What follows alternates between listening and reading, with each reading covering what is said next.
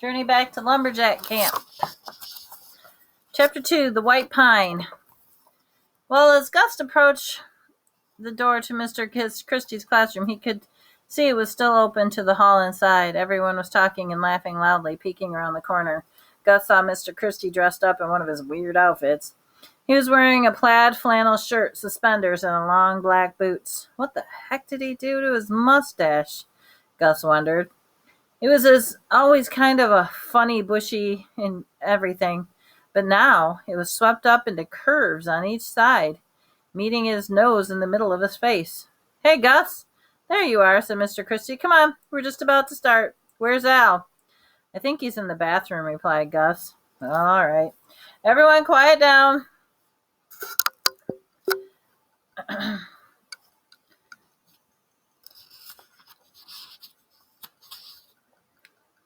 I can tell you can do the. To start, can anyone tell me why I'm dressed this way today? And no, not a geek, said Mr. Christie. The class broke out in the laughter. "Well, for the past few weeks, we've been studying lumbering in the late 1800s. So, of course, today I'm dressed like a lumberjack. And guess what else? We are going to have the privilege to listen and sing some real lumbering songs." A groan rumbled through the class as they were about to get sick.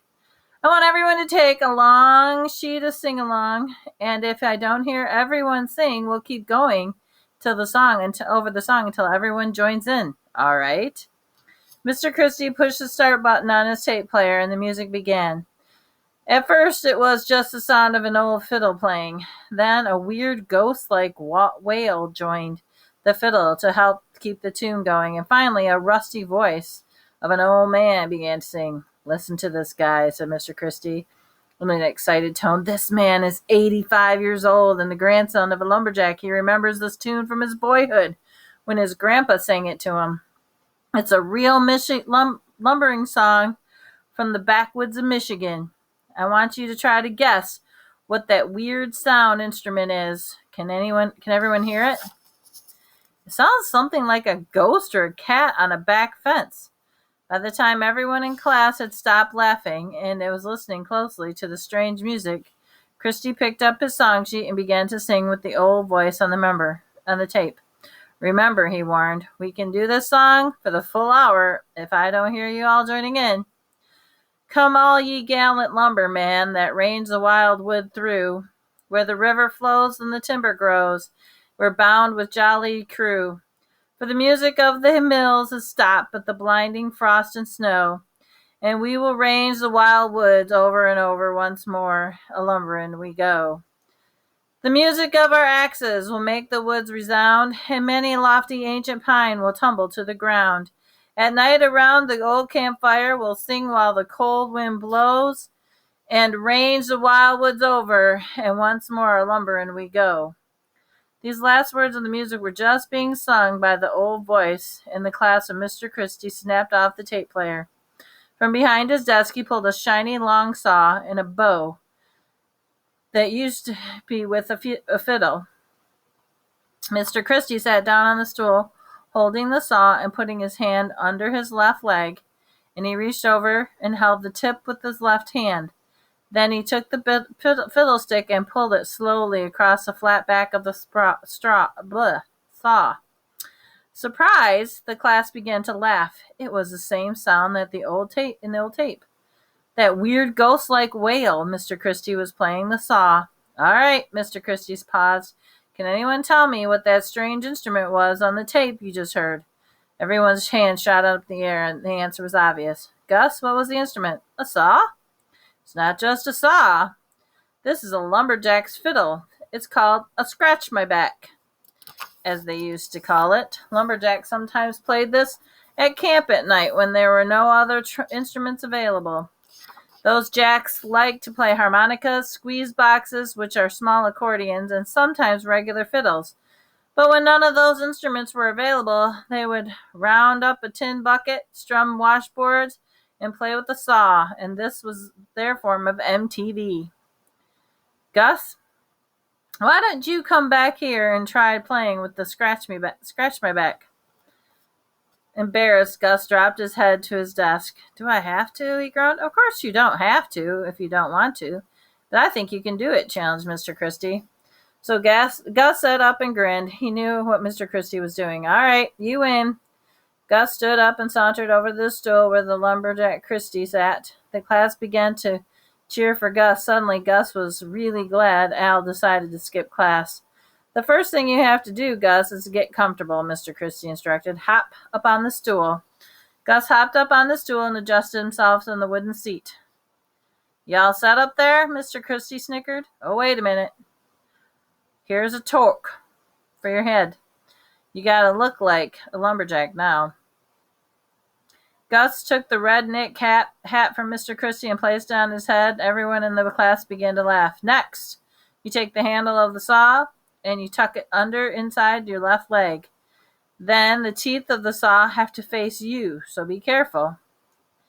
If you let the saw slip, it will really be embarrassing," Gus said to himself as he followed his teacher's directions. Man, sometimes I wonder if Al isn't right about Mr. Christie being a little nuts about history.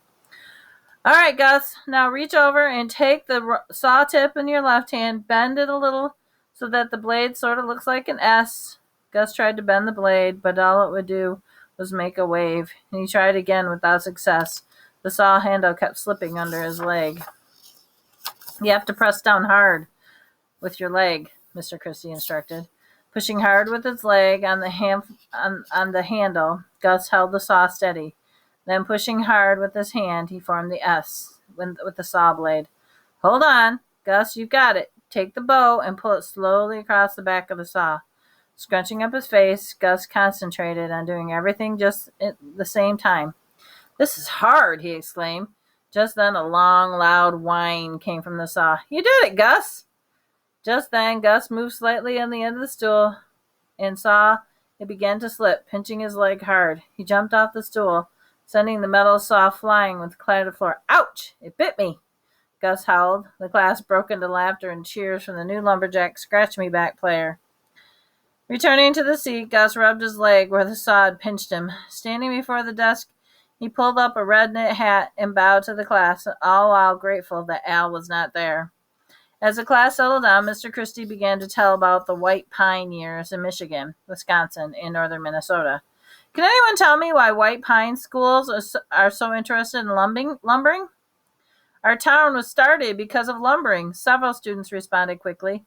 "Very good. In the 1870s, most of the small towns around ours were created because they were located in prime lumbering areas," Mr. Christie continued. "Do you know what between 1860 and 1910, we produced more lumber than any other state? And much of it came right here in northern Michigan.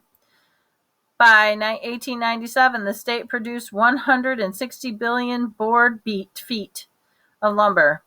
This is enough to put 1-inch thick wood floor on the entire state of Michigan, with enough left over to cover Rhode Island. That's a lot of wood."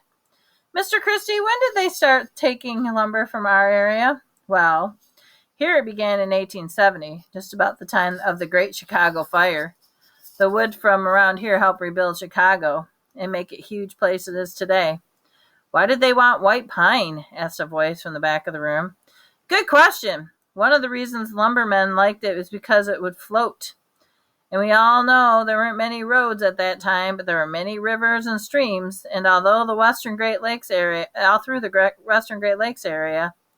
these rivers and lakes were lumbering highways. Lumbermen would float their logs and sawmills to be cut and shipped in large cities by schooners." "Mr. Christie," came a voice from one of the girls, "my mother said my great-great-grandmother was a cook in a lumberjack camp here in Michigan." "Wow, a camp cook! Now that was a big job." "Guess what?" another student said. "My great-great-grandfather used to run a sawmill and a lumber yard. We have some of the really funny old pictures of men in cut-off pants as they all had big mustaches curled up, just like yours, Mr. Christie. They're standing on logs in pictures and have big hooks in their hands, like they were wild-looking." "Wild looking? Can you imagine working in a lumber camp back then? You would have started work late in September, building a bunkhouse and tote roads, All through October, as soon as the snow started to fall, you'd be cutting logs and dragging them to the riverbanks to be stacked for the river drive in the spring. Just think about living on all those camps for the winter. Remember, they had no central heating and no hot running water. They didn't even have indoor bathrooms, and lumberjacks only took baths at the end of the cutting season in May. Can you imagine how they smelled? If you want to be warm and had to cut wood and build a fire in the wood stove and forget any heat in the outhouses, you froze out there.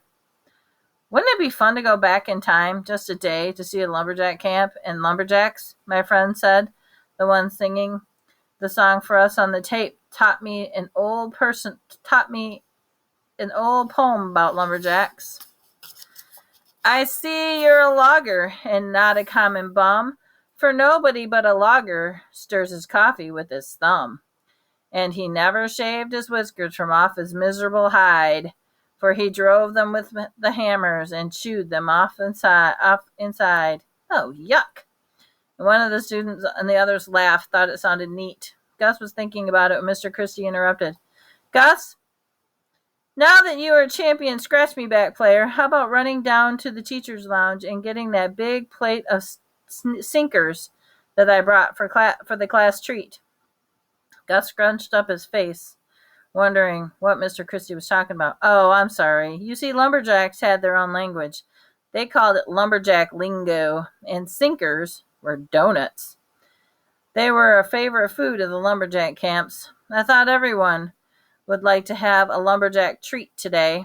Everyone in class cheered, and Mr. Christie, he felt was really neat teacher, thought Gus, and he left the room to get the lumberjack sinkers.